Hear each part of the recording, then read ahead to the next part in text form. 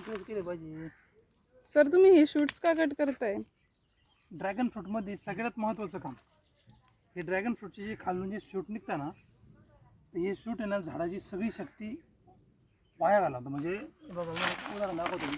आता हे बघा ही जी गल्ली हे बघा ह्या गल्लीचे शूट्स कट केलेले आहे आपण 8 दिवसापूर्वी, 8 ते 10 दिवसापूर्वी. त्याच्यामुळे हिची कॅनोपी तयार झालेली आहे. आणि इथून इकडं झालेले आहे थोडक्यात कट. आता इकडं थोडक्यात इकडं बघा इकडं ह्या गल्ल्यांचे शूट्स कट झालेले नाही. ही गल्ली बघा कशी मागं पडली. या पुढे हे बघा आता हे बघा हिची कॅनोपी तयार झाली असती, पण या शूट्समुळे ती तयार नाही झाली. हे बघा हे एक झालं, हे बघा हे एक झालं, आणि हे बघा हे झालं. बघा ही एवढी शक्ती या कॅनोपीची वाया गेली इकडे. ड्रॅगन फ्रूटमध्ये कटिंग ही खूप महत्त्वाची आहे. वेळेवर कटिंग ही झालीच पाहिजे.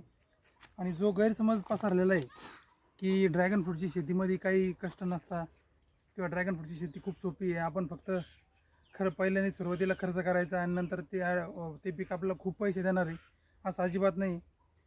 पहिले ड्रॅगन फ्रूट लावल्यानंतर त्याची जशी आपण इतर पिकांची काळजी घेतो तशी या ड्रॅगन फ्रूटची काळजी आपल्याला घ्यावाच लागते. ही मिसकन्सेप्शन शेतकऱ्यांमध्ये पसरलेलं हे दूर झालं पाहिजे. आणि आणखीन एक गोष्ट, काही शेतकऱ्यांना असं वाटतं की ड्रॅगन फ्रूट लावल्यानंतर त्यांना 10-10, 15-15 लाख रुपये एकरातून भेटणार आहे. असं पण नाही. जसं तुमचं उत्पन्न असेल, जसं तुम्हाला भाव भेटेल, तसे तुमचे पैसे होतील. काही शेतकरी, आता मला काही मित्रांचे फोन येतात की बाबा पंकज मला लावायचं आहे, या शेतकऱ्याचे ड्रॅगनमध्ये 15 लाख रुपये झाले, या शेतकऱ्याचे 12 लाख रुपये झाले.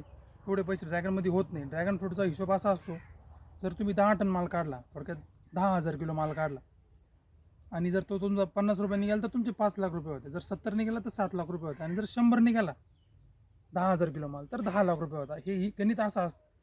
हे जे लोक काही पण असं हवाबाजी करतात की बाबा ड्रॅगन फ्रूट लावला म्हणजे टेन्शनच नाही, असं नाही. ड्रॅगन फ्रूट लावल्यानंतर त्यात मेहनत पण घ्यायची, त्याचं प्रॉपर त्याला मटेरियल्स द्यायची, त्याला फर्टिगेशन व्यवस्थित करायचं, त्याचा माल व्यवस्थित काढायचा, आणि मग त्यानंतर तो माल व्यवस्थित विकण्याचं नियोजन करायचं ग्रेडिंग करून, आणि मग तुम्हाला त्याचे पैसे भेटणार आहे.